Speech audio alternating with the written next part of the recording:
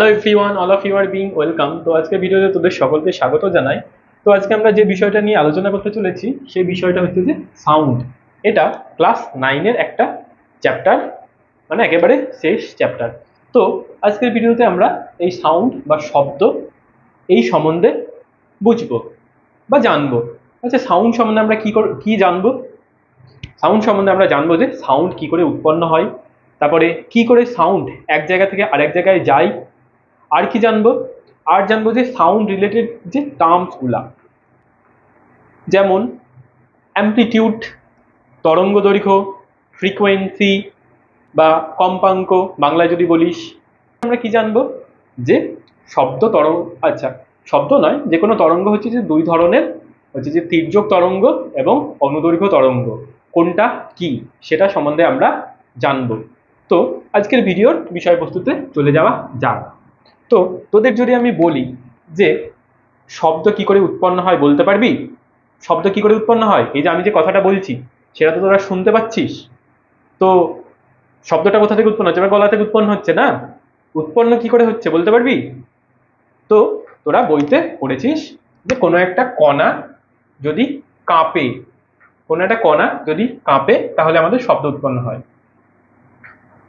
ধর এটাকে আমি আঙুল দিয়ে ঠোকা মারলাম, ধর এটা একটা লোহার তৈরি, এরকম এটাকে আমি ধর আঙুল দিয়ে এরকম করে ঠোকা মারছি, তাহলে কি হবে? এটা এরকম করে কাঁপা শুরু করবে না? কাঁপবে। তাহলে তখন এখান থেকে সাউন্ড উৎপন্ন হবে, সাউন্ড ওয়েভ উৎপন্ন হবে। বোঝা গেল ব্যাপারটা? আচ্ছা, তার মানে এখান থেকে আমরা কি কনক্লুশনে আসলাম? যে কোনো একটা কণা যদি কাঁপে তাহলে আমাদের শব্দ উৎপন্ন হবে। তো একটা ঢিল দিয়ে কোনো একটা জিনিসকে মার, যে জিনিসটাকে মারলি সেই জিনিসটা কাঁপছে বলেই সেখান থেকে একটা টং করে আওয়াজ শুনতে পাচ্ছি। বোঝা গেল? আচ্ছা, তারপরে ধর আমি কথা বলছি, মানে অ্যাকচুয়ালি কি হচ্ছে, আমার যে গলার যে ভোকাল কর্ড আছে সেটা বারবার কাঁপছে, তবেই কিন্তু সাউন্ড উৎপন্ন হচ্ছে। তাহলে এবার কোশ্চেনটা হচ্ছে যে না কাঁপলে কি সাউন্ড উৎপন্ন হবে না? আনসার হচ্ছে না, না কাঁপলে আমাদের সাউন্ড উৎপন্ন হবে না। তাহলে আমরা বেসিক কনক্লুশনে কি পৌঁছাচ্ছি? কোনো একটা পার্টিকেল যদি কাঁপে বা বস্তু যদি কাঁপে তাহলে সাউন্ড উৎপন্ন হবে। ক্লিয়ার? আর যদি না কাঁপে সাউন্ড উৎপন্ন হবে না। তো এটা তোরা অলরেডি বইতে পড়েছিস। আচ্ছা, ঠিক এই কারণেই তোরা একটা লোহার, ধর ধর একটা টিনের পাইপে লোহা দিয়ে মারলে এক রকমের আওয়াজ হয়, পাথর দিয়ে মারলে আরেক রকমের আওয়াজ হয়। তো কেন হয়? মানে এখানে আওয়াজগুলো সেম সেম নয় কেন? কারণ লোহা দিয়ে মারলে ওই টিনের যে পাইপটা তার কম্পন এক রকমের হবে, টিন বাদলে ওটা স্টিল নেই, এক রকমের কম্পন হবে। তারপরে হচ্ছে যে পাথর দিয়ে মারলে আরেক রকমের কম্পন হবে। তো বোঝা গেল? এইবার তাহলে তোদের আমি একটা ক্রিয়েটিভ মূলক কোয়েশ্চেন জিজ্ঞাসা করি। এই যে তোর গলার ভয়েস এক রকমের, আমার গলার ভয়েস এক রকমের, তারপরে হচ্ছে যে তোদের অন্যান্য বন্ধুদের গলার ভয়েস এক রকমের, তারপরে হচ্ছে যে মেয়েদের গলার ভয়েস আরেক রকমের। তো এদের এই যে আমাদের গলার ভয়েসগুলো এত আলাদা, কি করে আলাদা বলতে পারবি? মানে আমাদের আলাদা কেন হচ্ছে বল একটুখানি ভেবে চিনতে। যে তোর গলার ভয়েস এক রকমের, তারপরে হচ্ছে তোর বন্ধুদের গলার ভয়েস এক রকমের, আমার গলার ভয়েস এক রকমের, মেয়েদের গলার ভয়েস এক রকমের। এবার তোর আনসার হচ্ছে যে এটা আবার কোনো কোয়েশ্চেন হলো? ভগবান যাকে যেরকম মানিয়েছে তারই তো গলার ভয়েস ওরকম হবে। তো অ্যাকচুয়ালি এরকমটা নয়। তো ডিফারেন্ট ব্যক্তির গলার ভয়েস ডিফারেন্ট, কারণ হচ্ছে যে তাদের যে ভোকাল কর্ড আছে সেটার কম্পন ডিফারেন্ট টাইপের, কারো বেশি কাঁপছে কারো কম কাঁপছে। বোঝা গেল ব্যাপারটা? তো হচ্ছে যে মেয়েদের গলার ভয়েস একরকমের, কারণ ওদের ভোকাল যে কর্ডটা আছে সেটা বেশি কাঁপছে বা কম কাঁপছে, এরকম টাইপের হয়। বোঝা গেল? তো কি দাঁড়াচ্ছে আলটিমেটলি? যে আমাদের ডিফারেন্ট টাইপের সাউন্ড কি করে উৎপন্ন হচ্ছে? যে যে বস্তু বা যে সোর্সটার কম্পনের ফলে উৎপন্ন হচ্ছে সেটার কম্পন ডিফারেন্ট জনের ক্ষেত্রে ডিফারেন্ট ডিফারেন্ট ডিফারেন্ট। বুঝা গেল? এই কারণে আমাদের সবার হচ্ছে যে সাউন্ড ডিফারেন্ট। এবার তোরা যারা গান টান শিখিস, এই যে তোরা হচ্ছে যে রেওয়াজ করিস সারে গামা পা এইসব করে, তো এইটা করে কি করা হয় আলটিমেটলি? এইটা করে হচ্ছে যে আমাদের ভোকাল কর্ড যেটা থাকে সেইটা কম্পনের উপরে মোটামুটিভাবে একটা নিয়ন্ত্রণ আনার চেষ্টা করা হয়, যাতে আমরা সুরেলাভাবে গান গাইতে পারি। তো এই যে যারা গান শিখিস তাদের রেওয়াজ করার উদ্দেশ্য হচ্ছে যে এটাই, যে ভোকাল কর্ড এর উপরে আমরা অল্প নিয়ন্ত্রণ করার চেষ্টা করি, আর যেটা অতিরিক্ত প্র্যাকটিস করার মাধ্যমে আমরা করে থাকি। তো বোঝা গেল? তো সাউন্ড কি করে উৎপন্ন হয়। আচ্ছা, এবার যে কোয়েশ্চেনটা হচ্ছে যে আচ্ছা এইটুকু তো আমরা বুঝে গেলাম যে সাউন্ড উৎপন্ন হলো কি করে উৎপন্ন হলো? এটাকে আমরা কাঁপালাম, তাহলে ধর এটাকে আমি নখ দিয়ে এরকম করে ঠোকা মারলাম, নখ দিয়ে ঠোকা মারলাম, সাউন্ড উৎপন্ন হলো। আমার কান আছে এখানে, এখানে ধর আমার কান আছে। আচ্ছা, সাউন্ডটা এখান থেকে এরকম ভাবে, মানে এখানে আমার কান অবধি পৌঁছালো কি করে? মানে সাউন্ডটা প্রোপাগেট করলো কি করে? মানে এখানে তো উৎপন্ন হলে জানলাম এটা কাঁপলো তাই উৎপন্ন হলো, কিন্তু সাউন্ডটা প্রোপাগেট করলো কি করে বল? তো সেটা আমি এবার তোদের বুঝিয়ে বলছি, আর এইটা বোঝাতে গিয়েই মোটামুটি তোদের সাউন্ড রিলেটেড সবকটা টার্মসই ক্লিয়ার হয়ে যাবে। তো দেখ, এটাকে তুই যদি মারিস এরকম এরকম এরকম ভাবে কাঁপবে, ঠিক আছে? আচ্ছা, তোদের আমি একটা জিনিস বলে রাখি, যে যেটা তোরা পরে বুঝতে পারবি যে আমি কি বলতে চেয়েছি, বুঝতে পারলি? দেখ, সাউন্ডের সময় পার্টিকেলটার কম্পন যেদিকে হয়, সাউন্ড ওয়েভও সেই দিকেই যায়, বোঝা গেল? মানে পার্টিকেলটা এইদিকে যাবে, এদিকে যাবে, ঠিক আছে? মানে যেদিকে কাঁপবে এরকম এরকম ভাবে কাঁপছে, সাউন্ড ওয়েভও সেই দিকেই যায়। কিন্তু আমি বোঝানোর ক্ষেত্রে আমরা এইভাবে কম্পনটা দেখাবো না, এইভাবে দেখালে তোদের বুঝতে একটু অসুবিধা হবে, ঠিক আছে? তো ধর এবার এই কান, এখান থেকে এই কান অব্দি তোর গেল কি করে, বোঝা গেল? দেখ আমি তোকে বুঝিয়ে দিচ্ছি। দেখ, আমরা কি জানলাম, যে কোনো একটা পার্টিকেলের যদি কম্পন হয় তাহলে আমাদের সাউন্ড উৎপন্ন হয়। আর এইটা আমি তোদের প্রথমে বলে দিয়েছি, একটুখানি পরে বুঝতে পারবি যে এটা আমি কেন তোদের বললাম আর কি। কোনো একটা পার্টিকেলের কম্পন মানে কি, এখানে আছে, ওপরে যাবে, নিচে আসবে, আবার এখানেই চলে আসবে। তার মানে এখান থেকে যেটুকু দূরত্ব, এখান থেকেও সেইটুকু দূরত্ব। কাপা মানে তো এটাই বোঝায়। কাপা মানে কি, এটা এরাম এরাম এরাম বোঝায় না? এরাম এরাম, বা দোলনার ক্ষেত্রে দেখিস যে এরকম গেল, এখানে আসবে, তারপরে এখানে আসবে, এখান থেকে এইটুকু যদি যা দূরত্ব হয় এখান থেকে এইটুকু, মানে তুই দোলনা কাউকে দিচ্ছিস, কাউকে দোলনা দিচ্ছিস, এখান থেকে ছেলে এইদিকে যেটুকু যাবে আবার পিছনেও সেটুকুই তো আসবে, তাই না? তো এটাকে অসিলেশন বলা হয়, বুঝলি? বা বাংলায় কি বলে অসিলেশনকে? কম্পন বলতে পারিস। আচ্ছা, তো কাঁপা মানে তো এটাকেই বোঝায়, কাঁপা মানে এটাকেই বোঝায়, এরাম এরাম এরাম এরাম করে কাঁপছে, মানে কি বোঝায় আলটিমেটলি?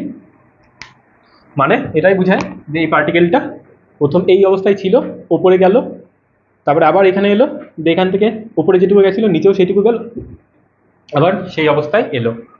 এবার তোরা একটা জিনিস দেখতো, হাতে হাত ঘষলে কি উৎপন্ন হচ্ছে? ঘষ এরম করে, হিট উৎপন্ন হচ্ছে না? হিট উৎপন্ন হচ্ছে তো, হাতে হাত ঘষলে হিট উৎপন্ন হচ্ছে। হিটটা কি? একটা শক্তি। তাহলে দেখ, এবার এইটা ধর হচ্ছে যে বায়ু, হ্যাঁ, এখানে ধর আমাদের, এখান থেকে ধর আমাদের সাউন্ড উৎপন্ন হয়েছে, ঠিক আছে? এটা বায়ু। আচ্ছা দেখ, এবার দেখ সাউন্ড উৎপন্ন হয়েছে।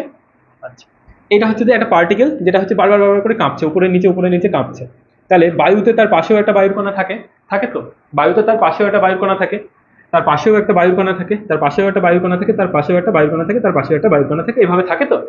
তো এইটা ধর এরকম এরকম করে কাঁপছে, কাঁপছে কাঁপছে কাঁপছে, তুই হাতে হাত ঘষছিস তো, দেখ হিট উৎপন্ন হচ্ছে না? হিটটা কি? শক্তি।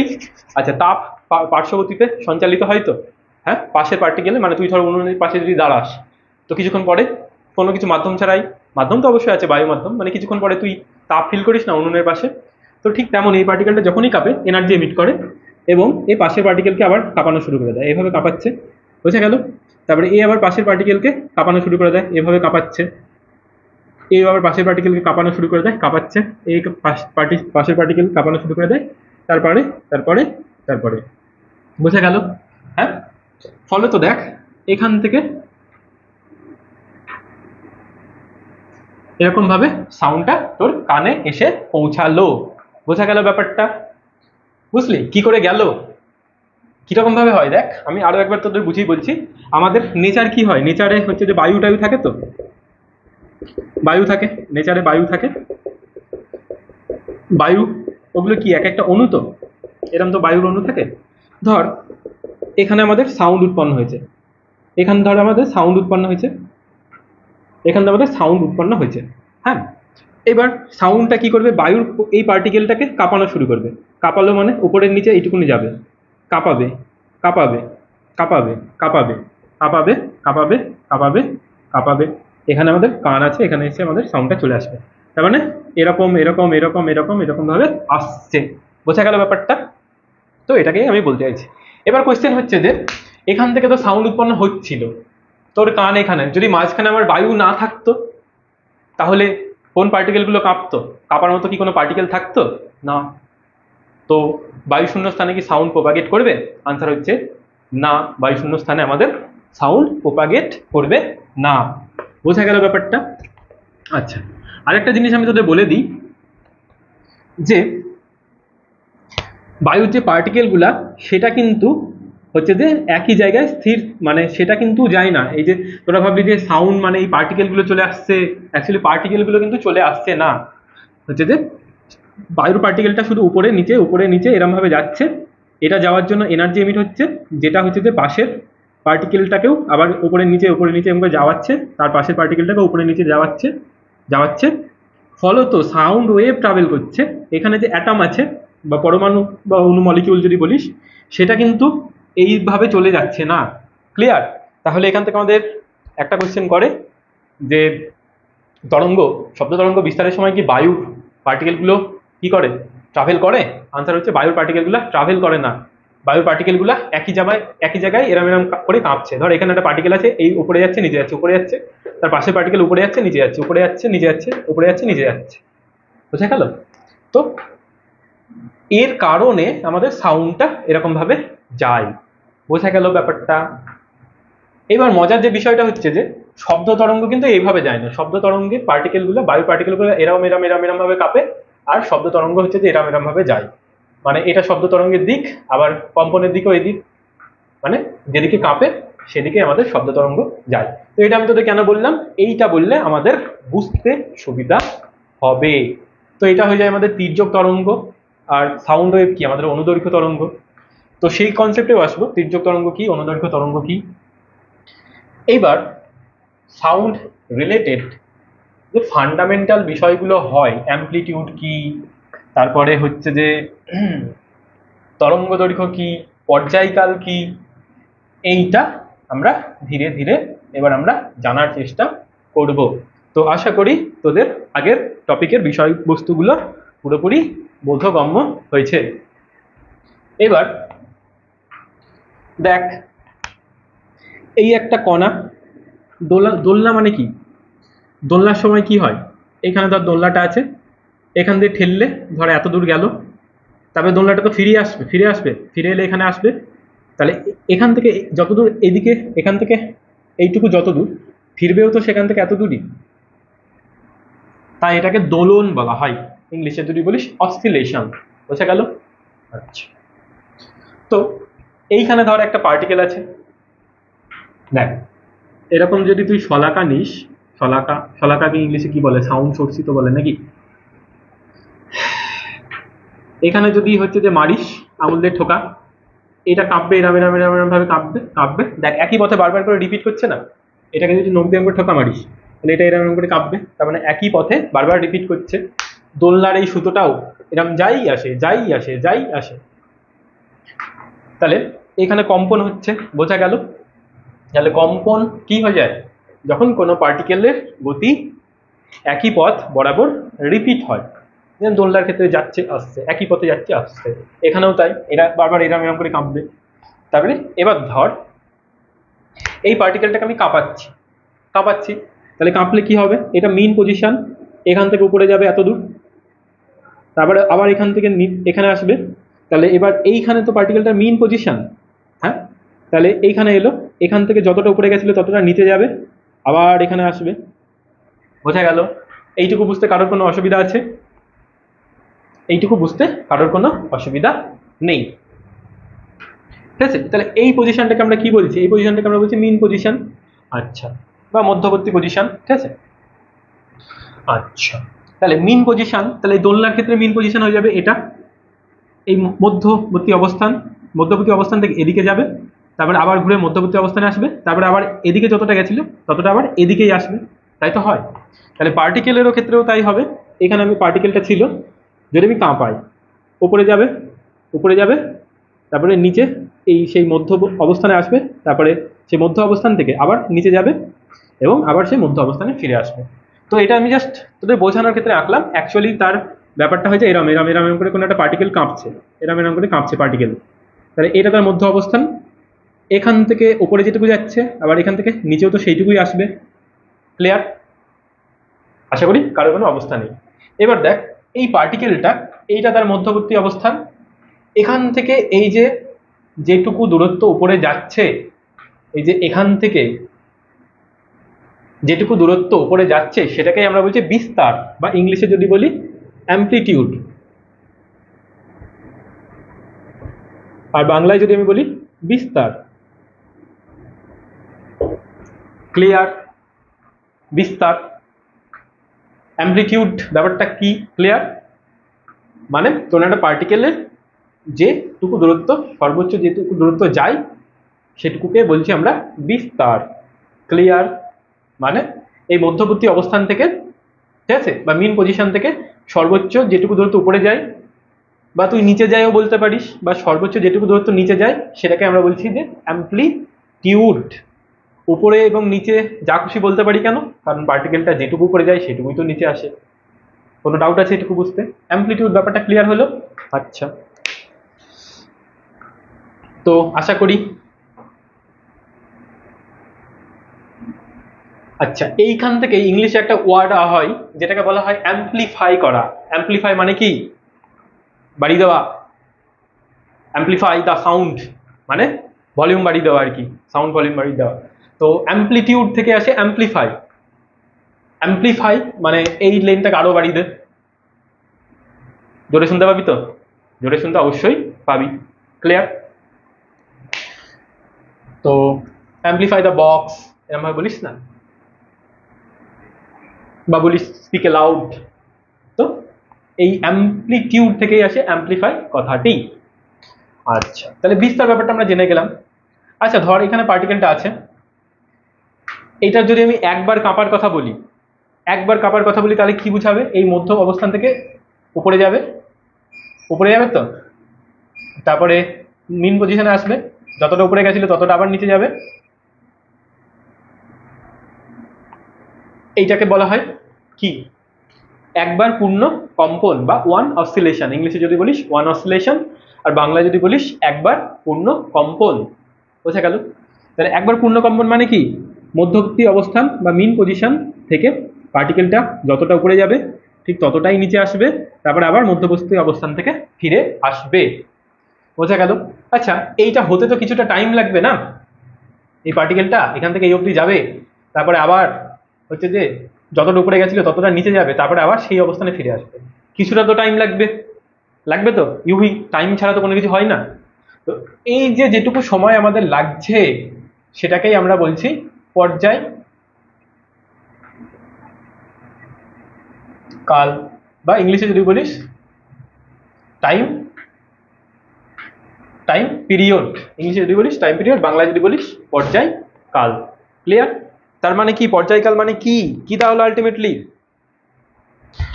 কোনো একটা পার্টিকেলের একবার কম্পনে যেটুকু সময় লাগে, কোনো একটা পার্টিকেলের একবার কম্পনে যেটুকু সময় লাগে সেটাকে আমরা বলছি টাইম পিরিয়ড বা পর্যায়কাল।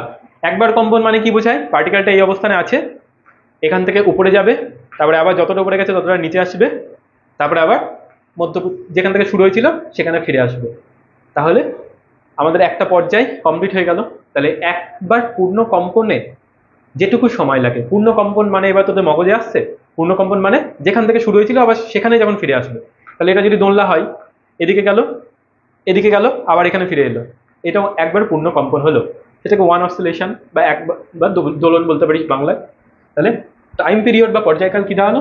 একবার পূর্ণ কম্পনে বা ওয়ান অসিলেশনের জন্য যেটুকু টাইম আমরা নিই, বা যেটুকু টাইম ওই পার্টিকেলটা নেয়, সেটাকে আমাদের বলা হয় কি? পর্যায়কাল। বোঝা গেল? আচ্ছা, এবার একটা টার্মস আসে যে কম্পাঙ্ক। কম্পন, কম্পন ইংলিশে যদি বলি সেটাকে বলা হয় ভাইব্রেশন।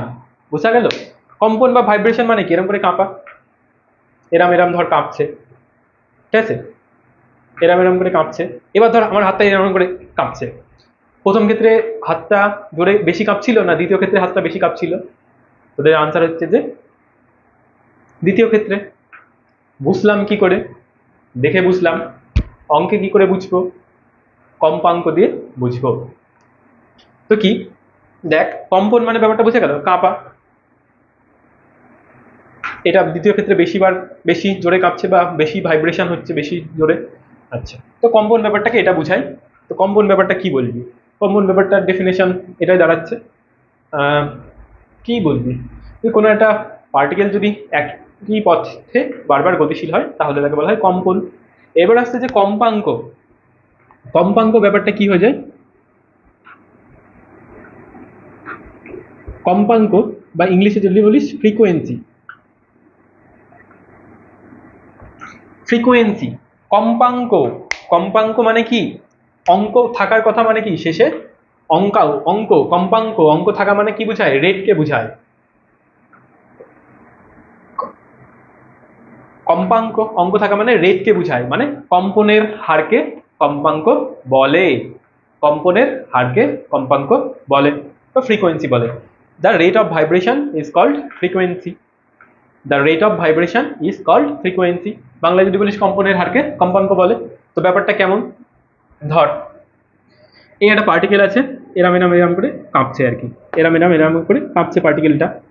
তো তুই মেপে দেখলি যে এই পার্টিকেলটা হচ্ছে যে ধর 10 সেকেন্ডে 16 বার, 10 সেকেন্ডে 16 বার কাঁপে।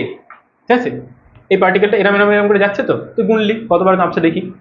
তো পার্টিকেলটা হচ্ছে দেখলি যে 10 সেকেন্ডে 16 বার কাঁপছে, বুঝা গেল? বা তুই যদি ইংলিশে বলিস যে 10 সেকেন্ডে 16 বার ভাইব্রেট করছে, বোঝা গেল? আচ্ছা, তাহলে এবার তোকে যদি ফ্রিকোয়েন্সি বার করতে বা কম্পাঙ্ক বার করতে, কম্পাঙ্ক মানে কি? কম্পনের হার। তাহলে 10 সেকেন্ডে 16 বার কাঁপছে, 1 সেকেন্ডে কতবার কাঁপছে? 16/10, বোঝা গেল? এটাকে আমরা এইচ জেড দিয়ে লিখি হার্জ, ঠিক আছে, 1.6, বোঝা গেল? তাহলে কম্পন মানে কাঁপা, ঠিক আছে। 10 বার যদি কাঁপে বা 15 বার যদি কাঁপে তার একটা নির্দিষ্ট সময় আছে, ঠিক আছে। কম্পাঙ্ক মানে কি? কম্পনের হার। তাহলে 10 সেকেন্ডে কম্পনের হার মানে কি? 1 সেকেন্ড যেটুকু হয়। তাহলে ধর 20 সেকেন্ডে কোনো একটা পার্টিকেল 40 বার কাঁপে, 1 সেকেন্ডে কতবার কাঁপবে? বোঝা গেল?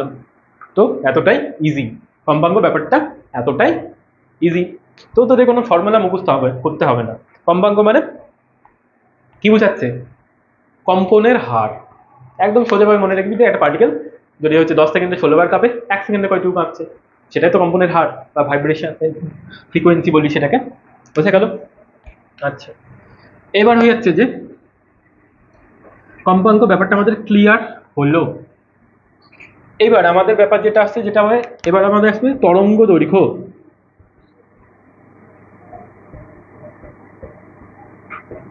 বাংলায় যদি বলিস সেটাকে ইংলিশে যদি বলিস সেটাকে বলা হয় ওয়েভ লেন্থ। ওয়েভ লেন্থ ব্যাপারটা কি? ওয়েভ লেন্থ ব্যাপারটা আমাদের কি? কোনো একটা পার্টিকেল একবার পূর্ণ কম্পনের ফলে, একবার পূর্ণ কম্পন মানে কি? যেখান থেকে শুরু হয়েছে সেখানেই আসবে। যদি কাঁপে তরঙ্গ তো বিস্তার করবে, করবে তো। একবার পূর্ণ কম্পনে আমি কি বলেছিলাম? এরাম এরাম করে কাঁপছে, তাহলে সাউন্ড বিস্তার করছে, এরাম কাঁপছে বিস্তার করছে, বিস্তার করছে তো, এভাবেই তো বিস্তার করে। এবার তরঙ্গ দৈর্ঘ্য কি? কোনো একটা পার্টিকেল একবার পূর্ণ কম্পনের ফলে সাউন্ড ওয়েভ যেটুকু বিস্তার করে, ধর এইটুকু, ধর একবার কাঁপলো পার্টিকেলটা, একবার কাঁপলো, এর জন্য ধর সাউন্ড ওয়েভ 5 সেন্টিমিটার গেল, 5 সেন্টিমিটার গেল। তাহলে এই 5 সেন্টিমিটারটাই হয়ে যাবে আমাদের তরঙ্গ দৈর্ঘ্য বা ওয়েভ লেন্থ। এটাকে আমরা ল্যামডা দিয়ে লিখে থাকি, বোঝা গেল? আচ্ছা, এই যে 5 সেন্টিমিটার যদি যাই তাহলে আমরা এটাকে বলবো ল্যামডা। তাহলে দেখ তরঙ্গ দৈর্ঘ্য মানে কি? কোনো একটা পার্টিকেলের একবার কম্পন মানে যেখান থেকে শুরু হয়েছে সেখানেই আবার ফিরে এসছে। তো এইটুকুর জন্য তো আমাদের সাউন্ড উৎপন্ন হয় এবং সাউন্ডটা সামনের দিকে যায়ও, ধর একবার পূর্ণ কম্পনের জন্য সাউন্ড আমাদের 5 সেন্টিমিটার গেল, তাহলে 5 সেন্টিমিটারটাই আমাদের কি হয়ে যাবে, কি হয়ে যাবে বল, 5 সেন্টিমিটারটা আমাদের কি হয়ে যাবে, তরঙ্গ দৈর্ঘ্য। বোঝা গেল? এবার ধর এটা হচ্ছে যে আরো তাহলে এটা ধর একবার তো কেঁপেছিল, এটা যদি 2বার কাঁপে তাহলে কত দূর যাবে সাউন্ড, 10 সেন্টিমিটার। যদি আমাদের এটা 3বার কাঁপে তাহলে কত দূর যাবে, 15 সেন্টিমিটার। যদি 4বার কাঁপে, যদি আমাদের এই পার্টিকেলটা 4বার কাঁপে সাউন্ড কত দূর যাবে বল, 20 সেন্টিমিটার। তাহলে তরঙ্গ দৈর্ঘ্যের কনসেপ্টটা বোঝা গেল। আশা করি তরঙ্গ দৈর্ঘ্যের কনসেপ্ট বোঝা গেছে। আচ্ছা, তো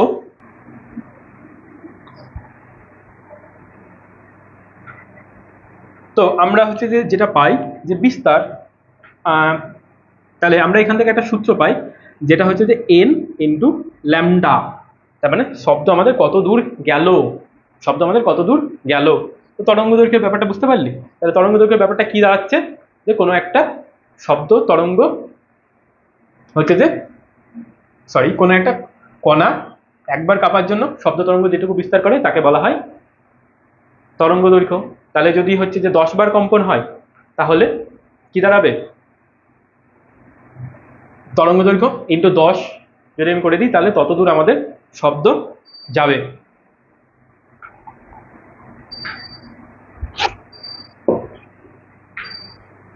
এবার আমরা তাহলে মোটামুটি এই কনসেপ্টগুলো বুঝলাম, যে বিস্তার ব্যাপারটা কি হয়, কম্পাঙ্ক ব্যাপারটা কি হয়, তরঙ্গ দৈর্ঘ্য ব্যাপারটা কি হয়। বোঝা গেল?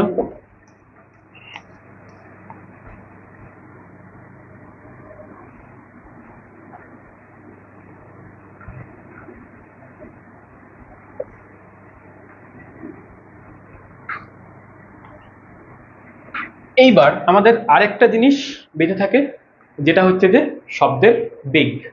এই ব্যাপারটা কি, যে আমাদের স্পিড অফ সাউন্ড বা শব্দের বেগ, এই ব্যাপারটা কি, শব্দের বেগ।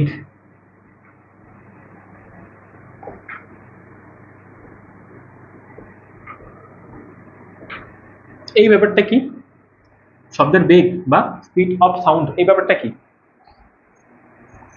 একদম ইজি ব্যাপার। তুই একটা গাড়ির বেগ মানে কত বুঝিস, ধর একটা গাড়িতে বলা আছে যে 60 কিলোমিটার পার আওয়ার, মানে 1 ঘন্টায় 60 কিলোমিটার যায়, তো তাই তো বুঝায়। শব্দের বেগ মানে হচ্ছে যে 1 সেকেন্ডে সাউন্ড যেটুকু দূরত্ব যায়, 1 সেকেন্ডে সাউন্ড আমাদের যেটুকু দূরত্ব যাবে, 1 সেকেন্ডে।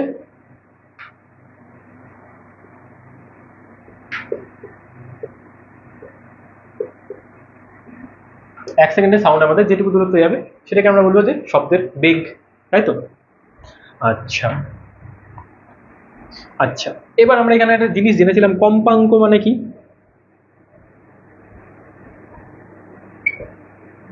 ফ্রিকোয়েন্সি।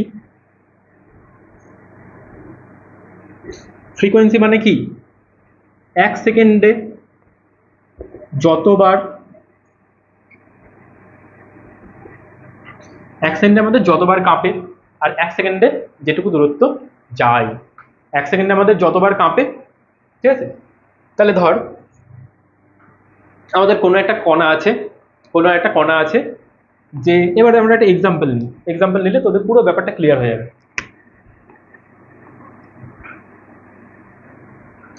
একটা ধর এই একটা পার্টিকেল আছে, এরম এরম করে কাঁপছে, এরম এরম করে কাঁপছে। তুই হিসাব করে দেখলি যে সেটা হচ্ছে যে 1 সেকেন্ড, এসইসি লিখছি তাহলে তোদের বুঝতে সুবিধা হবে। 1 সেকেন্ডে তুই দেখলি যে পার্টিকেলটা 10 বার কাঁপছে বা 10 টাইমস কাঁপছে, 1 সেকেন্ডে 10 বার কাঁপছে। আচ্ছা, তরঙ্গ দৈর্ঘ্য বা ল্যামডা ইকুয়াল টু হচ্ছে যে আমাদের কত, ধর আমরা ধরলাম 5 সেন্টিমিটার। তরঙ্গ দৈর্ঘ্য মানে কি বোঝায়, এই যে একবার কাঁপার ফলে, একবার কাঁপার ফলে আমাদের সাউন্ড ওয়েভটা যতটুকু দূরত্ব যায়। তাহলে ধর এই কণাটা একবার উপরে গেল, আবার এই জায়গায় চলে এলো, উপরে গেল এই জায়গায়। আচ্ছা, একবার কাঁপা মানে বোঝায় যেখান থেকে শুরু হয়েছিল সেখানে তাহলে উপরে গেল, তারপরে আবার নিচে এলো, আবার সেই জায়গায় ফিরে এলো। তাহলে একবার কাঁপার জন্য সাউন্ড আমাদের কিছু দূর যাবে, তাহলে সেটা হয়ে যাবে 5 সেন্টিমিটার। সেটাই বোঝায় lambda, lambda equal to 5 centimetre. আচ্ছা, তাহলে তুই বল যে 1 সেকেন্ডে পার্টিকেলটা 10 বার কাঁপছে, আর এখানে তরঙ্গ দৈর্ঘ্য হচ্ছে 5 সেন্টিমিটার, তাহলে ওই সাউন্ডটা 1 সেকেন্ডে কয়টুকু দূরত্ব যাচ্ছে বল? 1 সেকেন্ডে আমাদের ডিস্টেন্স কত যাচ্ছে? 1 সেকেন্ডের ডিস্টেন্স কত দূর যাচ্ছে বল? হচ্ছে যে 10 বার কাঁপছে। একবার কাঁপলে যায় 5 সেন্টিমিটার। এই যে তরঙ্গ দৈর্ঘ্য মানে কি বোঝায়? একবার কাঁপলে যায় 5। ল্যামডা ইকুয়াল টু 5 সেন্টিমিটার দেওয়া, এর ইনডাইরেক্টলি মানে তোকে বোঝাচ্ছে যে ওইখানে যে কণাটার কম্পনের জন্য সাউন্ডটা উৎপন্ন হচ্ছে সেটা যদি একবার কাঁপে তাহলে 5 সেন্টিমিটার যায়। 10 বার কাঁপলে কত দূর যাবে? 10 ইন্টু 5, তাহলে আমাদের হয়ে যাবে 50। আচ্ছা 5 সেন্টিমিটারটাকে মিটার ধর, 50 মিটার। বোঝা গেল? এবার দেখ 1 সেকেন্ডে কয়টুকু ডিস্টেন্স ট্রাভেল করছে? 1 সেকেন্ডে 50 মিটার দূরত্ব ট্রাভেল করছে, তাই না? আর একটু আগে আমরা কি বললাম যে শব্দের বেগ মানে কি? কোনো একটা পার্টিকেল 1 সেকেন্ডে যেটুকু দূরত্ব ট্রাভেল করে। ক্লিয়ার? আশা করি বুঝতে কারোর কোনো অসুবিধা নেই।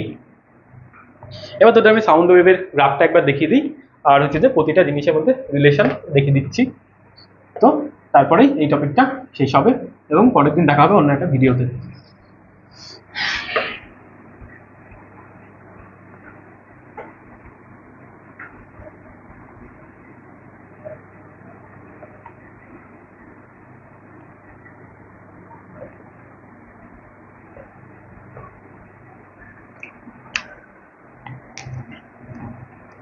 তো দেখ এবার আমরা যে টার্মসগুলো শিখলাম হচ্ছে যে সবার আগে কি শিখলাম? বিস্তার।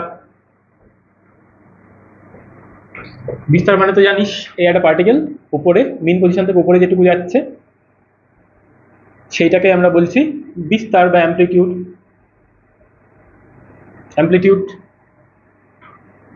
যেটুকু উপরে যায় সেটুকু নিচে যায়, তুই এটাকেও অ্যামপ্লিটিউড বলতে পারিস। তো আমরা এই যে গ্রাফ আঁকি না সাউন্ডের, এই গ্রাফটা তোরা দেখে থাকবি হয়তো, সাইনোসয়েডাল গ্রাফ বলে। বোঝা গেল? তো এই যে এখান থেকে মেইন পজিশন এটাকে বলা হয়, এই যে এইটাকে আমরা বলছি বিস্তার বা অ্যামপ্লিটিউড। ক্লিয়ার? 1 নাম্বার জেনেছিলাম। তারপর 2 নাম্বার জেনেছিলাম যে কম্পন। কম্পন মানে কি? কোনো একটা পার্টিকেল যদি একই পথে বারবার রিপিট করে বা এটা রিপিট করছে তাহলে সেটাকে আমরা কম্পন বলি। বোঝা গেল? 3 নাম্বার বলেছিলাম যে কম্পাঙ্ক বা ফ্রিকোয়েন্সি। কম্পাঙ্ক বা ফ্রিকোয়েন্সি এটা মানে কি বোঝায়? রেট অফ ভাইব্রেশন বা কম্পনের হার।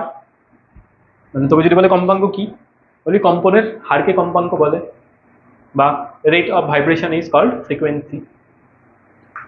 কি মনে রাখবি? যে 10 সেকেন্ডে একটা পার্টিকেল 16 বার কাঁপে, তাহলে 1 সেকেন্ডে কয়টুকু কাঁপবে সেটাই কম্পাঙ্ক। ফর্মুলা কিছু মনে রাখতে হবে না। হয়ে গেল? তারপরে আরেকটা কি বলছে? তরঙ্গ দৈর্ঘ্য বা ওয়েভ লেন্থ। তরঙ্গ দৈর্ঘ্য বা ল্যামডা বলে এটাকে, বা ইংলিশে যদি ওয়েভ লেন্থ বলে। কি তরঙ্গ দৈর্ঘ্য কি? কোনো একটা কণা যদি কাঁপে তাহলে সাউন্ড যাবে এক জায়গা থেকে অন্য জায়গায়। আরো একবার শোন, কোনো একটা কণা যদি কাঁপে তাহলে সাউন্ড যাবে তো? ওই কণাটা একবার কাঁপার ফলে সাউন্ড যেটুকু যাচ্ছে, ওই কণাটা একবার কাঁপার ফলে সাউন্ড যেটুকু যাচ্ছে সেটাকে আমরা বলি ল্যামডা। তাহলে এই পার্টিকেল আছে, একবার কাঁপা মানে উপরে যেটুকু যাবে সেটুকু নিচে আসবে, দিয়ে আবার সেই পুনরায় পজিশনে ফিরে আসবে। একবার কাঁপলো, এর ফলে ধর আমাদের সাউন্ড 5 সেন্টিমিটার গেল, তাহলে এই 5 সেন্টিমিটারটাকে আমরা বলি ল্যামডা। বুঝতে পেরেছিস আশা করি। তাহলে তরঙ্গ দৈর্ঘ্য ল্যামডা মানে এইটা মাত্রই দেখা মানে তোর মগজে কি আসবে? যে একবার যদি কাঁপে তাহলে হচ্ছে যে ল্যামডা দূরত্ব যায়।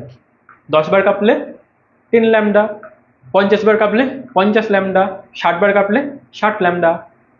বোঝা গেল? কম্পাঙ্ক ফ্রিকোয়েন্সি কি? ধর ফ্রিকোয়েন্সি মানে হচ্ছে যে 10 বার কাঁপে 16 বার, 10 সেকেন্ডে কাঁপে 16 বার, 1 সেকেন্ডে কতবার কাঁপে এটা হয়ে যাবে। বুঝতে পারলি? আচ্ছা, আর কি শিখলাম? আর হচ্ছে যে সাউন্ড, স্পিড অফ সাউন্ড, শব্দের বেগ।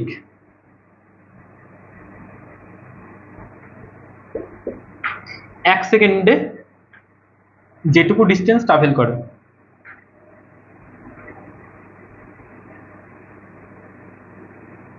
এক সেকেন্ডে আমাদের সাউন্ড যেটুকু ডিস্টেন্স ট্রাভেল করে, বোঝা গেল? এক সেকেন্ডে আমাদের সাউন্ড যেটুকু ডিস্টেন্স ট্রাভেল করে। তো তোরা একটা ফর্মুলা খুব দেখে থাকিস যে velocity equal to F frequency into lambda. এই সমীকরণটা তোরা খুব দেখে থাকিস। কি করে আসে সমীকরণটা এবার দেখ।